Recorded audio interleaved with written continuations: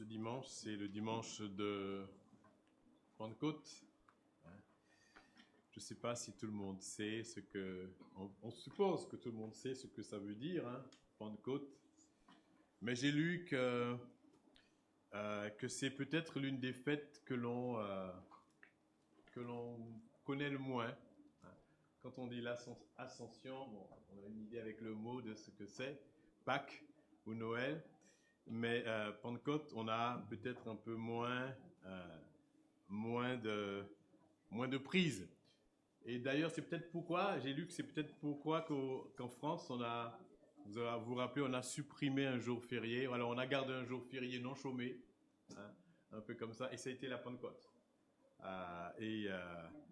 Pourtant, c'est un moment, un événement important de l'histoire même du monde, de la vie de l'Église. Alors, comme nous sommes le dimanche de Pentecôte dans le calendrier, j'ai même reçu un mail d'une association juive, je ne sais pas comment ils ont eu mon adresse, et qui m'invitait à célébrer, comment ça s'appelle, Shavuot, c'est ça? Shavuot, je ne sais pas comment on le dit, mais c'est la fête des semaines, Voilà, c'est ça. Et donc c'est la fête du don de la loi de Dieu à Moïse, parce que ça c'est intervenu aussi 50 jours après l'Exode, après la délivrance. Donc tout cela correspond un peu dans le calendrier. Donc c'est Pentecôte, mais Pentecôte nous on a l'habitude maintenant d'associer Pentecôte à quoi? À quoi est-ce qu'on l'associe? Quand on dit Pentecôte, à quoi vous pensez? Voilà, le Saint-Esprit. Si vous dites Pentecôte aux Juifs, ils vont penser à quoi?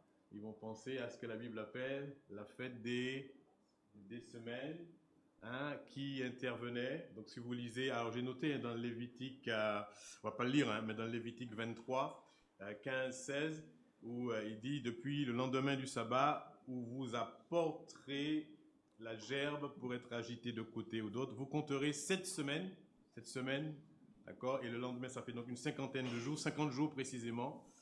Et puis, il dit, et vous allez fêter, vous ferez encore là une offrande à l'Éternel. Donc la Pentecôte, c'est un jour où les Juifs, dans le calendrier juif, où ils fêtaient 7 semaines après la fête des prémices, qui correspond à la Pâque, donc c'est une fête qui a trait à aux reconnaissances pour les récoltes.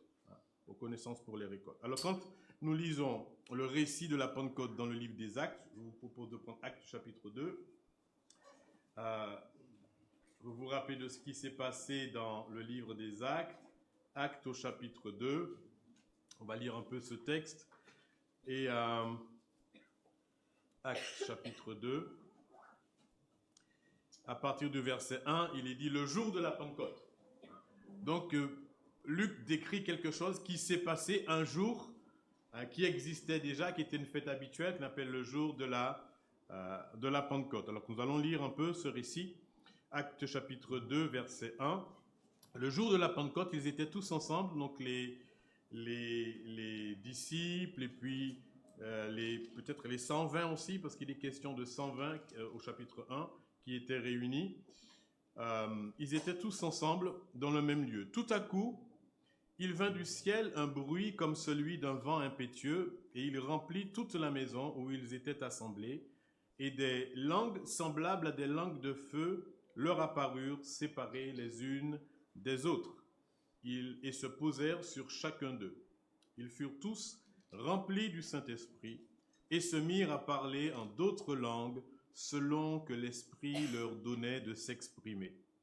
Or, il y avait en séjour à Jérusalem des Juifs, hommes pieux de toutes les nations qui sont sous le ciel, et au bruit qui eut lieu, la multitude accourut, et elle fut confondue, parce que chacun les entendait parler dans sa propre langue. Ils étaient tous dans l'étonnement et la surprise, et ils se disaient les uns aux autres, voici ces gens qui parlent, ne sont-ils pas tous galiléens? Et comment les entendons-nous dans notre propre langue à chacun, dans notre langue maternelle? Parthes, Mèdes et Lamites, ceux qui habitent la Mésopotamie, la Judée, la Cappadoce, le Pont, l'Asie, la Phrygie, la Pamphylie, l'Égypte, le territoire de la Libye, voisine de Cyrène, et ceux qui sont venus de Rome, juifs et prosélytes, crétois et arabes, comment les entendons-nous parler dans nos langues des merveilles de Dieu? Ils étaient tous dans l'étonnement et ne sachant que penser, ils se disaient les uns aux autres, que veut dire ceci? Mais d'autres se moquaient et disaient, ils sont pleins de vin doux. Alors Pierre, se présentant avec les 11, éleva la voix et leur parla en ces termes, hommes juifs, et vous tous qui séjournez à Jérusalem, sachez ceci et prêtez l'oreille à mes paroles. Ces hommes ne sont pas ivres, comme vous le supposez, car c'est la 3e heure du jour. Mais c'est ici ce qui a été dit par le prophète Joël. Dans les derniers jours, dit l'Éternel, dit Dieu, je répandrai de mon esprit sur toute chair. Vos fils et vos filles prophétiseront, vos jeunes gens auront des visions et vos vieillards auront des songes. Oui, sur mes serviteurs et sur mes servantes, dans ces jours-là, je répandrai de mon esprit et ils prophétiseront. Je ferai paraître des prodiges en haut dans le ciel et des miracles en bas sur la terre, du sang, du feu, une vapeur de fumée. Le soleil se changera en ténèbres et la lune en sang avant l'arrivée du jour du Seigneur, de ce jour grand et glorieux. Alors quiconque invoquera le nom du Seigneur sera sauvé. Ça c'est un peu ce que, en partie, parce qu'il y a toute une grande partie qui vient derrière, ce que Pierre dit à ces personnes qui posent la question. Alors, nous, ce que nous voulons considérer, prendre le temps de considérer, alors on a parlé du Saint-Esprit il n'y a pas très longtemps, on l'a fait dans les confessions, confessant notre foi, mais on veut peut-être regarder un petit peu ce qui est dit ici, et puis parler de voir ce que Pierre explique sur l'effusion de l'Esprit, la Pentecôte et l'effusion de l'Esprit ici. Alors, qu'est-ce qu'il dit un peu en substance ici concernant l'événement, parce que si on regarde bien ici, l'apôtre Pierre ne parle pas beaucoup du Saint-Esprit dans la réponse qu'il donne, mais il explique à quoi correspond cette effusion de l'Esprit, cet événement auquel ils ont assisté. Moi, je voudrais souligner une première chose. Déjà, si vous regardez au chapitre 1 et au verset 5, chapitre 1, verset 5, ici, verset 4, pardon, il dit, donc c'est Jésus, juste avant l'ascension, qui est avec ses disciples, et il dit, comme il se trouvait avec eux, il leur recommanda de ne pas s'éloigner de Jérusalem, mais d'attendre ce que le Père avait promis, ce que je vous ai annoncé, leur dit-il. Et puis, au verset 5, il dit, car Jean a baptisé d'eau, mais vous, dans peu de jours, vous serez baptisés du Saint-Esprit. Alors, ici, il parle de choses qui relèvent d'une promesse, ici. Et l'effusion de l'Esprit, c'est ce que Pierre dit aussi dans ce texte dans l'explication qu'il donne à ses interlocuteurs, que ce que vous êtes en train de voir, ce à quoi vous êtes en train d'assister, c'est la réalisation d'une promesse. Et la venue, l'effusion de l'Esprit, c'est une promesse. C'est d'abord la promesse ici de Dieu le Père, et on le voit dans plusieurs passages. Donc dans le passage qu'on vient de lire ici, donc c'est bon, photo, ici, voilà, dans les versets 4 et 5 qu'on vient de lire, il dit attendre ce que le Père avait promis. Donc la venue de l'Esprit l'effusion de l'Esprit, l'envoi de l'Esprit est une promesse, et Jésus le dit, de Dieu le Père. Et on trouve la même chose dans un autre passage, en Luc 24. Là, Jésus est ressuscité, vous vous rappelez, il parle à ses disciples, il leur ouvre l'esprit pour qu'ils comprennent les prophéties qui avaient été écrites à son égard. Et puis il leur dit, vous êtes témoins de ces choses. Il dit qu'il fallait qu'il meure, qu'il ressuscite et que la repentance soit prêchée aux nations. Et puis il dit à ses disciples, vous êtes témoins de ceci. Il dit, voici, j'enverrai sur vous ce que mon Père a promis. D'accord? Et puis, mais vous restez dans la ville jusqu'à ce que vous soyez revêtus de la puissance d'en haut. Donc cette puissance d'en haut, on sait que c'est le Saint-Esprit. D'accord? On a à peu près la même chose dans Actes chapitre Actes chapitre 1, avant de regarder ce verset. Actes chapitre 1, verset 8, où Jésus dit à ses disciples, vous recevrez une puissance, le Saint-Esprit survenant sur vous, et vous serez mes témoins à Jérusalem, la Judée, dans toutes et jusqu'aux extrémités du monde. Et puis, dans son explication, donc là on revient en Acte 2, verset 33, si vous regardez, on n'a pas lu, mais Pierre prêche un sermon à partir du verset 22 que nous avons lu,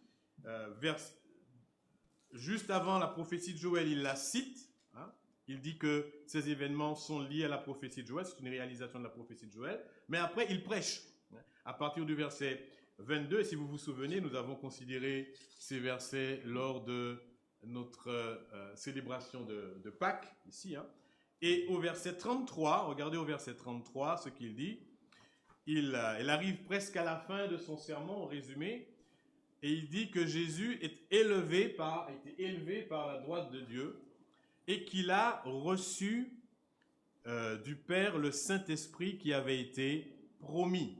Et il l'a répandu abondamment, il a déversé, comme vous le voyez et l'entendez. Donc il dit ce que vous voyez, ce que vous entendez, peut-être le bruit du vent et ces langues de feu ou ces manifestations des langues qu'il était en train de parler. Il dit tout cela, ça n'est que l'expression du fait que Dieu a répandu, que Jésus a reçu du Père le Saint-Esprit, qu'il a répandu. Ce Saint-Esprit qui avait été, là je veux insister là-dessus, le Saint-Esprit qui avait été promis. Donc voir que l'Esprit, l'effusion de l'Esprit, l'envoi de l'Esprit faisait l'objet d'une promesse. Ici, une promesse de Dieu le Père, mais aussi une promesse prophétique. Est-ce que vous avez des idées de où dans l'Ancien Testament il est question du Saint-Esprit? À peu près, pas forcément de manière toujours très très explicite, mais l'apôtre, déjà, on vient d'en lire un. Lequel? Quel prophète? Joël. On a lu ce que Pierre dit, c'est que c'est une prophétie de Joël. On a lu Joël chapitre 2, verset 28 et suivant. Si votre Bible est numérotée différemment, c'est Joël chapitre 3, verset 1. Mais est-ce qu'il y a d'autres endroits dans l'Écriture où il est question de répandre l'Esprit? Alors oui, on peut voir dans Ésaïe 32, 15 par exemple.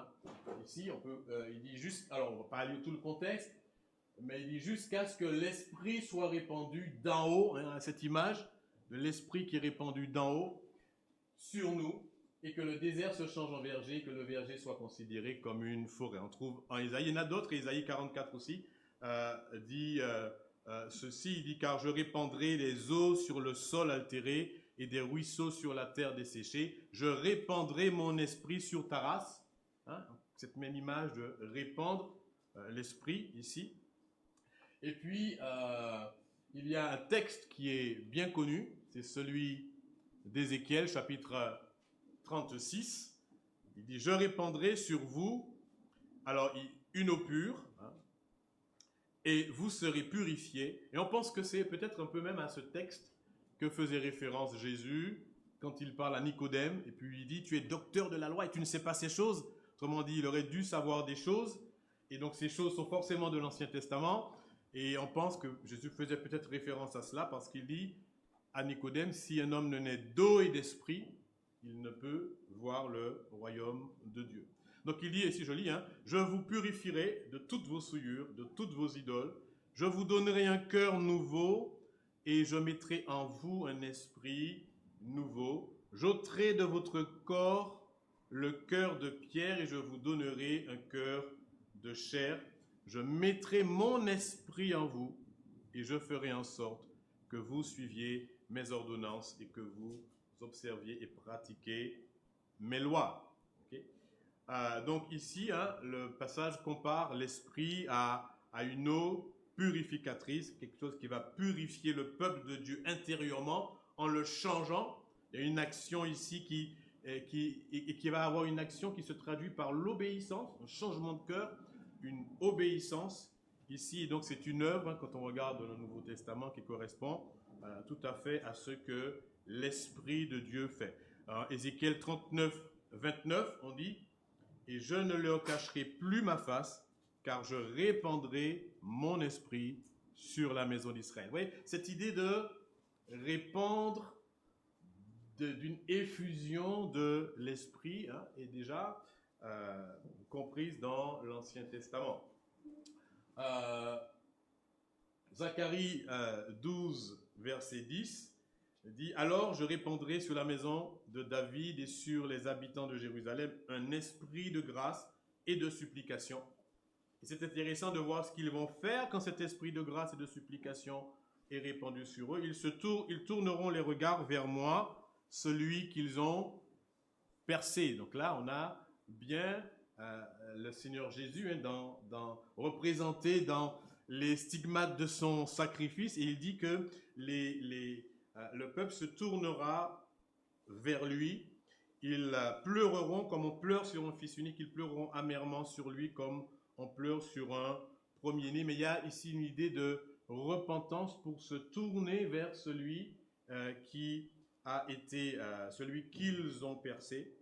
Et cela, ça se fait sous l'action de l'esprit de grâce qui sera répandu. Je répandrai sur la maison, vous le voyez encore, hein, d'Israël. Donc comme dans Joël, qu'on a lu, Joël 2, 28, que l'apôtre Pierre cite, ici, hein, il y a cette expression constamment de l'esprit qui est répandue, de cette effusion de l'esprit, annoncée, prophétisée, présentée comme promesse déjà dans l'Ancien Testament. Voilà, donc, ça c'est un peu rapidement sur les promesses, mais quelle est la signification de cette effusion de l'esprit? Quelle est la signification de cela?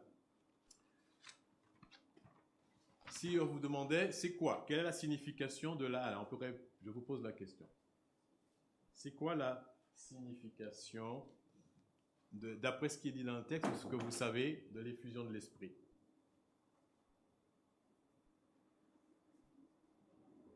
C'est la question que posent d'ailleurs tous les Juifs qui sont rassemblés. Hein.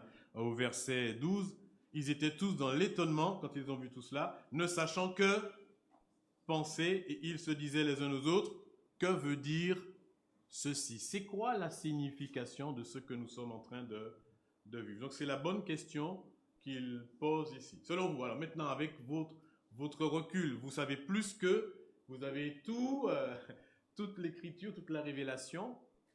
Qu'est-ce que vous diriez? Oui. La grâce accessible pour le monde entier. D'accord? Très bien. D'autres? Oui, Luisant?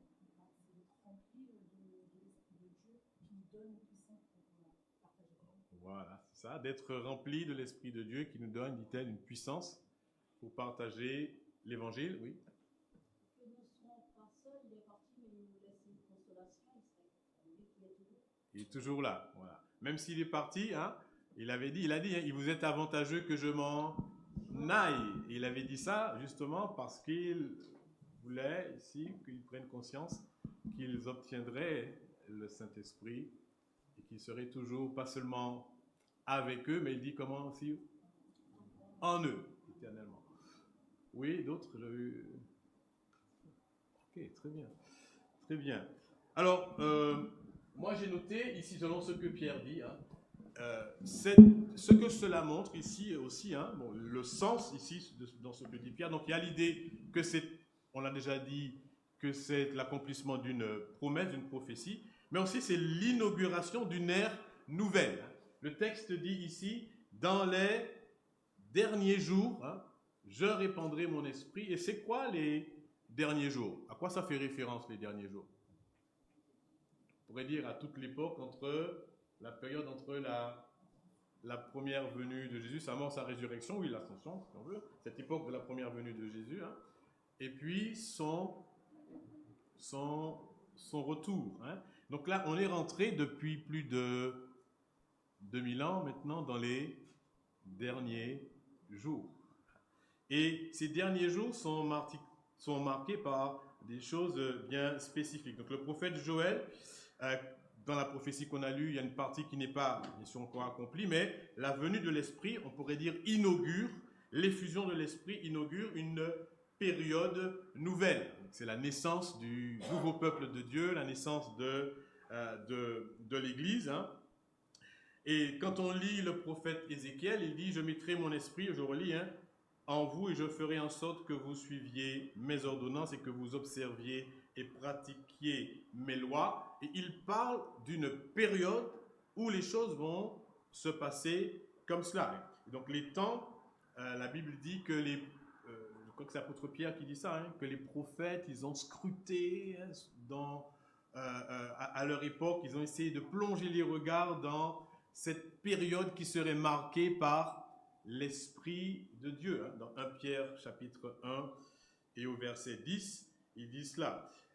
Donc, qu'est-ce qui caractérise cette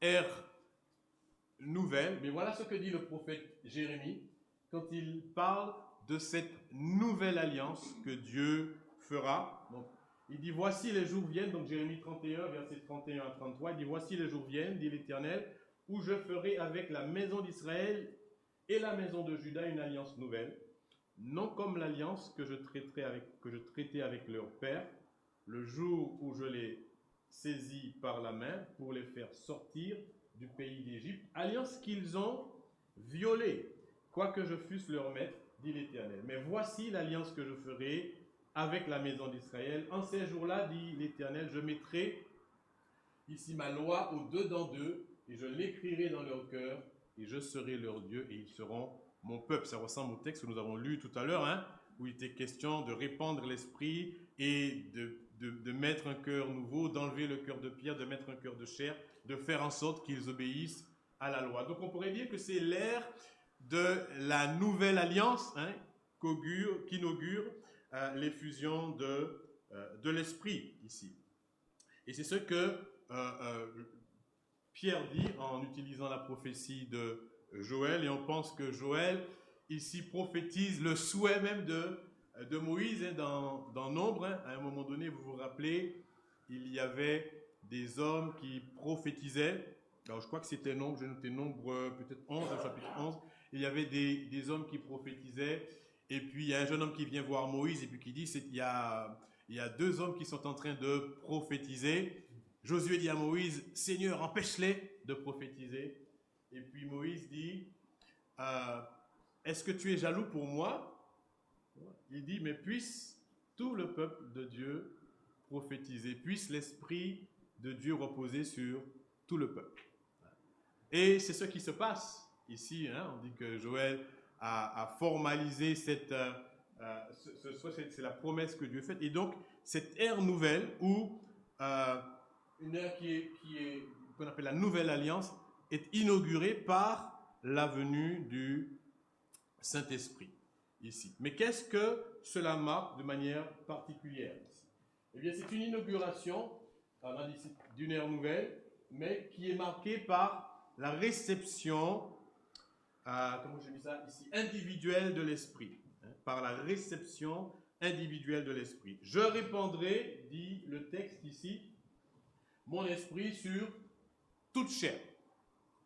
Il faut se souvenir que dans l'Ancien Testament, l'Esprit était donné de manière plutôt sélective. Parfois, pour accomplir une tâche, pouvait être donné à des moments, et puis aussi pouvait être retiré. Et même le peuple ne cherchait pas forcément un contact direct avec Dieu. Il disait à Moïse, par exemple, parle toi-même et nous écouterons. Mais que Dieu ne nous parle point, de peur que nous ne mourions.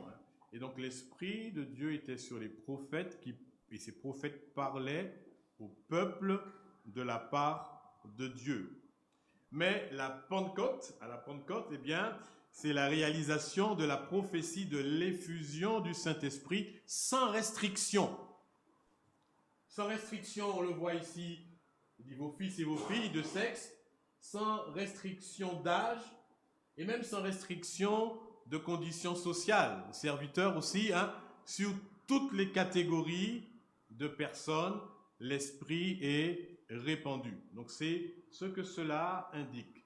L'effusion de l'Esprit, c'est l'inauguration d'une nouvelle ère qui est marquée par la réception individuelle de l'Esprit. Toutes les catégories de personnes, pas seulement ceux qui sont prophètes, peuvent recevoir l'Esprit de Dieu.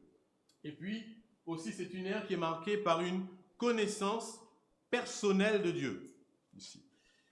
Le verset 18 dit « Oui, sur mes serviteurs, sur mes servantes, dans ces jours-là, je répandrai de mon esprit et ils prophétiseront. » Le texte dit même ici, regardez ici, vos fils et vos filles prophétiseront. Vos jeunes gens auront des visions et vos vieillards auront des songes. Alors, ça ne veut pas dire que maintenant que l'Esprit de Dieu est là, tous les croyants, ils vont avoir des visions et des songes tout le temps. Et qu'ils vont dire des choses qui ne sont pas encore arrivées, enfin, prédire des choses, c'est pas ça que ça veut dire. Mais les visions, les songes, ce que le prophète Joël dit ici, les visions, les songes et les prophéties, c'était l'apanage de qui? Des prophètes. Il dit, maintenant, ce qui n'était réservé qu'aux prophètes est aussi possible pour chaque personne, chaque individu du peuple d'Israël, ici il dit, sur lequel l'Esprit de Dieu sera répandu. Alors bien sûr, prophétiser, je l'ai dit, c'est pas annoncer ce qui va se passer dans l'avenir. La prophétie, c'est la proclamation, simplement, la prédication de la parole de Dieu.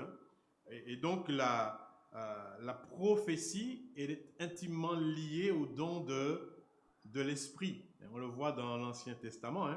Je lis par exemple en Nombre 11, 25, il dit « L'Éternel descendit dans la nuée, parla à Moïse, il ôta de l'Esprit qui était sur lui et le mit sur les 70 anciens. Et il arriva aussitôt que l'Esprit reposa sur eux, ils prophétisèrent. » Que part, il y a presque un systématisme ici, quelque chose qui est automatique. Recevoir l'Esprit de Dieu, c'est aussi être capable de parler de la part de Dieu. On pourrait dire de témoigner, tout simplement. On va le voir un peu plus loin ici.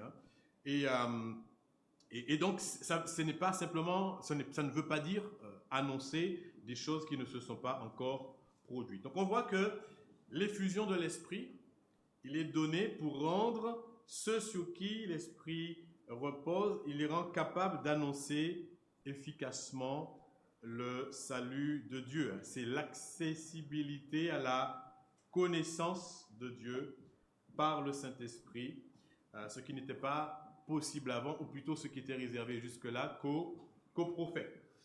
Et on peut lire, voilà, ceci. Peut-être avant, je vais lire pour vous, je ne l'ai pas mis ici, je pensais l'avoir mis, mais dans Jérémie 31, et au verset 34, il dit « Mais voici l'alliance que je ferai avec la maison de l'Éternel après ces jours-là de l'Éternel. Je mettrai ma loi au-dedans d'eux, je l'écrirai dans leur cœur, je serai leur Dieu, et ils seront mon peuple. Et celui-ci n'enseignera plus son prochain. » Intéressant, ni celui-là son frère en disant, connaissez l'Éternel. Pourquoi? Car tous me connaîtront, depuis le plus petit jusqu'au plus grand, dit l'Éternel, car je pardonnerai leur iniquité et je ne me souviendrai plus de leurs péchés. Donc il dit que lorsque l'Esprit sera répandu, on n'aura plus besoin du prophète pour dire « connais l'Éternel » parce que ce sera possible de connaître l'Éternel par l'Esprit de Dieu qui est répandu dans les cœurs. Et puis c'est la même pensée qu'on trouve dans ce passage qui est là, dans 1 Jean chapitre 2 versets 20 et 27. L'apôtre Jean dit ceci, il dit « Pour vous, vous avez reçu l'onction de la part de celui qui est saint, et vous avez tous la connaissance. Pour vous, l'onction que vous avez reçue de lui demeure en vous, et vous n'avez pas besoin qu'on vous enseigne. Mais comme son onction vous enseigne toutes choses, qu'elle est véritable et qu'elle n'est point un mensonge, demeurez en lui selon les enseignements qu'elle vous a donnés. » On voit donc que la connaissance de Dieu ne nécessite plus obligatoirement un intermédiaire. C'est ça qu'il est en train de dire ici. Le prophète qui a la connaissance de Dieu et puis qui a la communion avec Dieu et puis qui transmet au peuple. Alors, on entend de nos jours des personnes qui disent, une fois j'ai vu un prédicateur d'un certain milieu qui avait des gens, puis il leur a parlé dans la salle, il a dit, bon, quand vous êtes arrivé ici, vous n'étiez pas marié. Quand vous êtes arrivé ici, vous n'aviez pas de travail. Et depuis maintenant, vous êtes marié et vous avez un travail. Est-ce que vous savez pourquoi? À cause de mon onction. C'est parce que j'ai l'onction que vous pouvez avoir ces choses. Et donc, il se présentait, lui, comme celui qui a reçu l'Esprit de Dieu et qui pouvait être la bénédiction pour les autres qui, eux, n'ont pas cette onction. Mais ici, Jean dit, vous avez reçu quoi? L'onction de l'Esprit de la part de Dieu. Tous les croyants ont reçu l'onction de la part de Dieu. L'effusion de l'Esprit, l'Esprit s'est répandu sur tous ceux qui placent leur confiance en Jésus-Christ. Alors, ils peuvent avoir une connaissance personnelle de Dieu, intime de Dieu, grâce à l'Esprit de Dieu qui habite en eux. Alors, bien sûr, il ne s'agit pas de dire « j'ai plus besoin de pasteur, j'ai plus besoin d'enseignant ». Ce n'est pas ça que le texte dit. D'accord? D'ailleurs, quel est le premier effet de la venue de l'Esprit sur les gens à la Pentecôte? Qu'est-ce qu'ils ont fait une fois qu'ils ont reçu l'Esprit et qu'ils ont été baptisés? Et la première chose qui est dite d'eux, ils ont persévéré dans l'enseignement des apôtres. Ça, c'est le fruit de l'Esprit, l'action de l'Esprit dans leur vie. L'Esprit pousse à demeurer sous l'enseignement de la parole de Dieu. Donc, on a besoin des enseignants.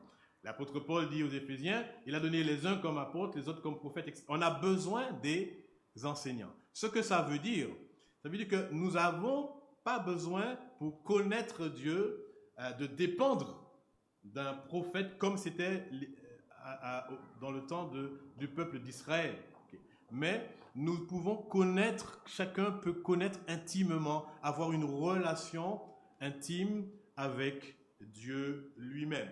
Et donc, on pourrait dire, cette inauguration qu'amène ici l'effusion de l'Esprit. C'est ça que cela signifie. Maintenant, tous peuvent connaître Dieu de manière intime. Ça, c'est une chose. Un autre point aussi que l'on peut voir ici, c'est que Pierre dit que l'effusion de l'Esprit est la manifestation, on pourrait dire, extérieure de quelque chose qui se passe hors de leur vue. Il dit ça si on regarde, on a lu le verset tout à l'heure, le verset 33, il dit que Jésus il répond à la question, qu'est-ce donc ceci? Que veut dire tout ceci? Il dit c'est la prophétie de Joël qui s'accomplit. Et après il prêche et il va parler de Jésus-Christ, de sa mort, de sa résurrection, de son ascension, de sa cession, du fait qu'il est assis à la droite de Dieu. Et puis il dit, il est élevé au verset 33 à la droite de Dieu et il a reçu du Père le Saint-Esprit. Il a fait quoi? Il l'a répandu, comme vous le voyez et l'entendez. Donc ce que vous voyez là, c'est la conséquence, le résultat de quelque chose qui s'est passé dans les cieux, on pourrait dire. L'élévation de cet homme, il dit Jésus, cet homme que vous avez crucifié, eh bien Dieu l'a ressuscité, Dieu l'a élevé, il est à la droite de Dieu, il a reçu de Dieu le Saint-Esprit et il le répand. D'ailleurs, si vous faites vraiment attention, je crois que c'est la seule, peut-être, fois où l'apôtre Pierre, sauf dans l'exhortation qu'il donne après, au verset 38, mais la seule fois qu'il parle de l'Esprit. Il est question de l'Esprit qui vient, ici, d'une manifestation assez sensationnelle, mais dans tout ce qu'il développe par la suite, il cite le prophète Joël pour dire, voilà, c'est l'accomplissement d'une promesse, mais dans toute l'explication qu'il donne, il parle de Jésus-Christ. Et donc il montre que c'est quelque chose qui ne peut pas être déconnecté de Jésus-Christ, du salut, du développement du plan du salut de Dieu. Et cela correspond, on pourrait dire, à l'intronisation, le couronnement ou l'exaltation de Jésus. Donc la Pentecôte, l'effusion de l'Esprit, on pourrait dire, c'est la preuve visible de quelque chose qui se produit, d'une réalité qui se produit dans les lieux célestes. Ici. C'est ce qu'il est en train d'expliquer ici. Alors, je vais avancer un peu, parce que l'heure avance. Quel est le résultat de l'effusion de l'Esprit? Si on pose la question à certaines personnes, on va dire, le résultat, je vais vous dire ce que c'est. C'est quoi? C'est des manifestations extraordinaires. N'est-ce pas? Qu'est-ce qui s'est passé quand l'Esprit a rempli les apôtres? Que dit le texte? Ils ont fait quoi? Quelle est la première chose qu'il dit? Il ne faut pas avoir peur de le dire, hein, c'est écrit. Oui. Ils ont parlé, voilà, ils ont été remplis du Saint-Esprit. On voit ça au verset 4, quoi. Ils furent remplis du Saint-Esprit et ils se mirent à parler en d'autres langues selon que l'Esprit leur donnait de s'exprimer. Donc l'Esprit a eu une action en eux ici, selon que l'Esprit leur donne d'exprimer. Mais ce qui est intéressant, c'est que lorsque la question est posée à Pierre, qu'est-ce que ça veut dire tout ceci? Il ne dit pas, bien c'est ce qui se produit chaque fois que l'on reçoit le Saint-Esprit. Quand le Saint-Esprit vient, on parle des langues. Ce n'est pas ce qu'il dit. Il dit, ça signifie des choses concernant, pour résumer, Jésus-Christ. Voilà, c'est tout ce qu'il explique ici. Et le résultat de l'effusion de l'Esprit n'est pas à chercher dans juste la manifestation initiale, mais dans tout ce qui vient derrière. Et je crois que la première chose que l'on voit ici, c'est un résultat, en tout cas, c'est un témoignage efficace. Rendre témoignage efficace. D'abord le témoignage de Pierre, on pourrait dire ici. Pierre rend témoignage à Jésus-Christ dans cette prédication qu'il apporte. Donc le ministère ici du Saint-Esprit, le résultat de l'effusion de l'Esprit, c'est de témoigner, de rendre un témoignage efficace à Jésus-Christ. Ici. Acte 1, verset 8 disait déjà ceci, nous l'avons lu déjà, mais vous recevrez une puissance et le Saint-Esprit survenant sur vous. Il dit quoi? Et vous allez parler en langue. Est-ce que c'est ce qu'il dit? Ou vous allez faire des miracles. Est-ce que c'est ce qu'il dit? Vous allez faire des guérisons quand il viendra sur vous. Non, ce n'est pas ce qu'il dit en fait. Il dit, le Saint-Esprit survenant sur vous et vous serez mes témoins. Et donc, un fruit, un résultat, c'est de permettre d'apporter un témoignage beaucoup plus efficace. Et la Bible montre qu'à la fois, les disciples rendent témoignage et le Saint-Esprit lui-même, il rend aussi témoignage. Jean 15, versets 25, 26, 27, ici, il dit « Quand sera venu le Consolateur, que je vous enverrai de la part du Père, l'Esprit donc de vérité, le Saint-Esprit, qui vient du Père, il rendra témoignage de moi. Quand il viendra, ce qu'il fera, le fruit, le résultat de cela, c'est que lui, il rendra témoignage de Jésus-Christ. Et puis qui c'est qui va encore rendre témoignage de Jésus-Christ ici? Il dit, et vous aussi, vous rendrez témoignage de moi. Donc, vous voyez que le fruit, le résultat, c'est vraiment que à la fois le croyant, les disciples, en l'occurrence ici, et le Saint-Esprit, de manière conjointe, rendent un témoignage à Jésus-Christ. Donc que l'Esprit Saint, à travers les disciples, apporte aux auditeurs qui sont là un témoignage à Jésus-Christ. Un autre passage, un peu plus loin, lorsque l'apôtre Paul est devant, je crois, le Sanhédrin, il dit « Le Dieu de nos pères a ressuscité Jésus-Christ que vous avez tué », il a de l'assurance, hein, que vous avez tué en le pendant au bois. Dieu l'a élevé par sa droite, on peut même idée qu'en Acte 2, 33 ici, Dieu l'a élevé par sa droite comme prince et sauveur pour donner à Israël la repentance et le pardon des péchés. Nous sommes témoins de ces choses. Puis il ajoute ici, de même que le Saint-Esprit. Nous sommes témoins, le Saint-Esprit est témoin de ces choses. Ici. Et le Saint-Esprit est donné pour que ce témoignage est venu pour témoigner de Jésus-Christ, de ce que Dieu a fait à l'égard de Jésus-Christ. Donc on pourrait dire ici qu'un résultat, c'est un témoignage efficace, mais un résultat aussi, ce sont des conversions authentiques.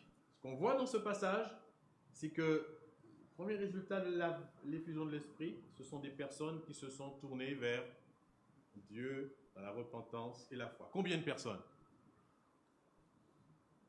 Combien? Est-ce que vous savez? Regardez Actes chapitre 2 et au verset 41. Combien il dit? Ceux qui acceptèrent sa parole furent baptisés. En ce jour-là, le nombre de disciples augmenta d'environ 3000. C'est pas rien, hein? 3000. Quelle récolte pour un temps où on célébrait la récolte, les prémices. 3000 âmes qui se tournent vers Dieu lorsque le Saint-Esprit est répandu. Et c'est ça sur quoi l'Esprit veut attirer notre attention. Okay? Pas sur les manifestations. Pierre ne donne aucune, il ne revient pratiquement jamais sur les manifestations. D'accord? La seule fois où il revient là-dessus, c'est au verset 33 quand il dit ce que vous voyez et entendez, c'est le Saint-Esprit qui est répandu.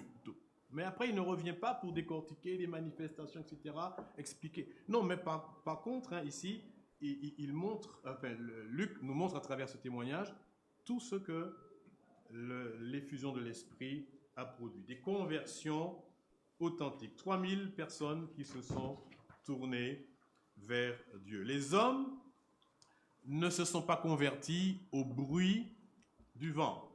Ils ne se sont pas convertis lors des miracles des langues, mais à la suite d'une prédication claire et intelligible de Pierre et sous l'effet du Saint-Esprit. C'est important de noter ça. Ce n'est pas les manifestations de l'Esprit qui ont conduit ces personnes, c'est-à-dire les langues, les feux, le bruit, etc., à Christ. Ils sont venus, ils ont juste été, étonnés. Ils étaient dans la surprise. Ils ne savaient pas quoi penser. Okay? Ils font l'expérience de quelque chose qui est extraordinaire, mais ils ne savent pas quoi faire avec. Il leur faut une explication claire, il leur faut la prédication claire de la parole de Dieu sous l'action de l'Esprit pour que les cœurs soient touchés et qu'ils se convertissent et qu'ils se tournent vers Dieu. C'est ça que produit le Saint-Esprit. Il produit la nouvelle naissance, c'est ce que je disais à Nicodème. Ici, il produit des conversions authentiques. Alors, on ne va pas rentrer dans tout le détail de cela, mais on voit bien qu'ils ont d'abord eu le cœur touché, ils ont demandé à Pierre, que faut-il faire? Et puis au verset 38, Pierre leur dit, repentez-vous et que chacun de vous soit baptisé au nom du Seigneur Jésus-Christ pour le pardon de vos péchés et vous recevrez le don du Saint-Esprit. Et au verset 41, ceux qui acceptèrent sa parole, ceux qui ont reçu ce qu'il a enseigné à ce moment-là, eux, ils deviennent de véritables chrétiens et ils reçoivent l'Esprit de Dieu et ils vivent après une vie qui est conforme à la vie que Dieu veut. Et puis troisième résultat, si j'ose dire, ici, c'est une transformation à l'image de Christ ici. Alors si on regarde le verset 42, il dit qu'ils ont persévéré dans des choses fondamentales, hein,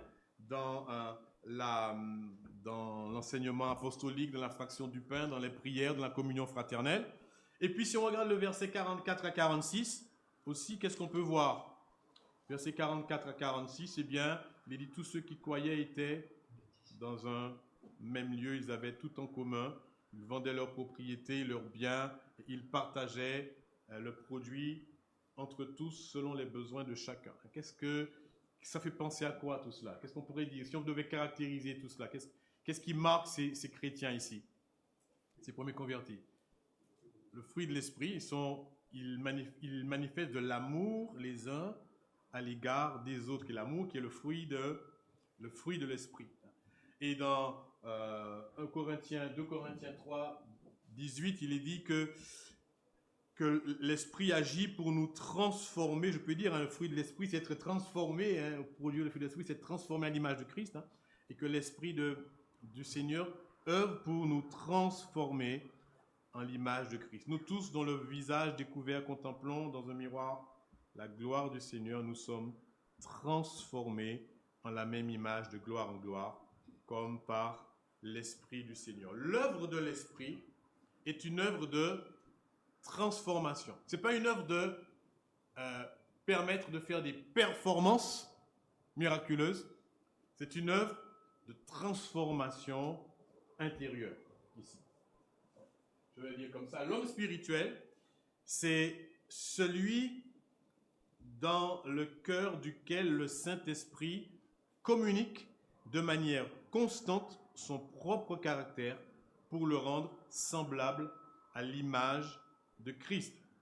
Ce n'est pas l'homme dans lequel on voit des dons se manifester, forcément, hein. Le don de faire ceci, le don de parler, le don de jouer, le don de distribuer, le don d'évangéliser, le don, je ne sais pas, de guérir à l'époque, le don de... C'est pas ainsi que l'on reconnaît l'œuvre de l'esprit. L'œuvre de l'esprit, c'est cette œuvre de transformation, quelque chose qui communique à l'homme le caractère même de Jésus-Christ, le caractère même de l'esprit.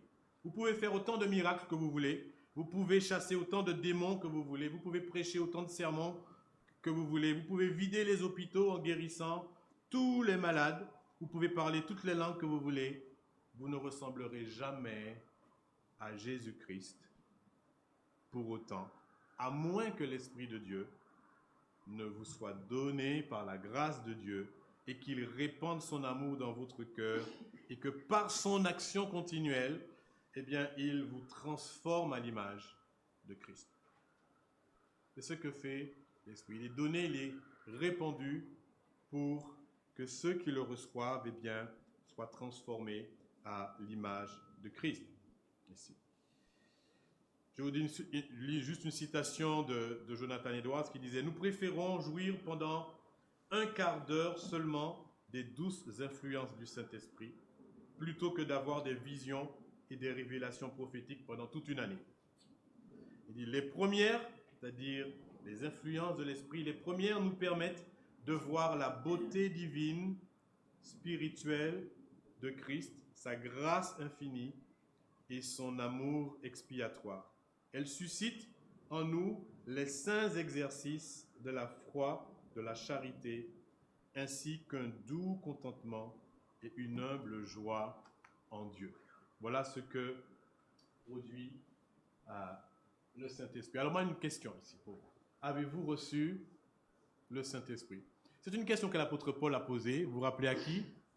À des personnes, en Actes chapitre 19, qui peut-être professaient de connaître Christ. Il dit, avez-vous reçu le Saint-Esprit quand vous avez cru? Alors je ne sais pas pourquoi elle a posé cette question. Elle a peut-être vu des choses qui n'étaient pas très, très correctes dans leur vie, mais c'est une bonne question à laquelle nous devons répondre. Avez-vous reçu le Saint-Esprit? Je voudrais faire remarquer juste une chose en conclusion, c'est que il est important de saisir la signification d'une chose avant de chercher l'expérience de cette chose-là. Les personnes ont eu une expérience, d'accord, mais ils n'ont pas cherché les expériences de cette chose. Les auditeurs disent à Pierre, qu'est-ce que ceci? Mais ils ne cherchent pas à expérimenter ce qu'ils voient. Ils disent pas, waouh, je voudrais ça, moi. Je voudrais aussi parler comme ça, plusieurs langues. Ça, c'était Simon le magicien, vous vous rappelez, hein? Quand il a vu que le Saint-Esprit était donné par imposition des mains, il a proposé de l'argent à Pierre pour que ce don lui soit donné, qu'il soit capable. Il ne voulait pas le Saint-Esprit, mais il voulait être capable de donner le Saint-Esprit. Et parfois, on peut rechercher, on ne veut pas le Saint-Esprit en lui-même, mais on veut être capable peut-être de faire ce que le Saint-Esprit parfois permet de faire en termes de manifestation. Et on est prêt à payer ce prix-là. Mais ce que ce passage nous montre, c'est qu'il est important de chercher la signification d'une chose. Ces hommes la cherchent, Pierre la leur donne, et 3000 personnes se convertissent et reçoivent le Saint-Esprit. Alors la question, avez-vous reçu le Saint-Esprit? La Bible dit que le Père Céleste, en Luc 11, donne le Saint-Esprit à ceux qui le lui demandent. Et le Saint-Esprit, on le voit dans ce que Pierre dit ici, il est reçu par la foi. Pierre leur dit, repentez-vous et que chacun de vous soit baptisé au nom de Jésus-Christ pour le pardon de vos péchés et vous recevrez le Saint-Esprit. Et puis il ajoute, cette promesse est pour vous et pour vos enfants. La promesse de l'effusion est toujours valable. Il n'y aura pas de Pentecôte comme celle qui s'est réalisée il y a plus de 2000 ans, mais nous pouvons toujours recevoir le Saint-Esprit par la foi en Jésus-Christ. Voici seulement ce que je veux apprendre de vous, disait Paul. Est-ce par les œuvres de la loi que vous avez reçu l'Esprit ou par la prédication de la foi? Si nous écoutons la prédication de la foi, si nous plaçons notre confiance, si vous placez votre confiance en Jésus-Christ, eh bien, Dieu fait la promesse, l'Écriture fait la promesse, que cette effusion est aussi pour nous et pour nos enfants en aussi grand nombre que le Seigneur Christ les appellera. Et donc, tout au long du livre des Actes, on voit cette effusion de l'Esprit sur Corneille et sur d'autres, et sur les Samaritains, tous ceux qui ont placé leur confiance en Jésus-Christ. Voilà, donc que le Seigneur nous bénisse, qu'il nous aide à reconsidérer ces choses, à nous réjouir de cette promesse qui a été réalisée, le fait que Dieu nous ait donné son Esprit afin de nous permettre de vivre une véritable communion, une véritable proximité, une véritable transformation par lui.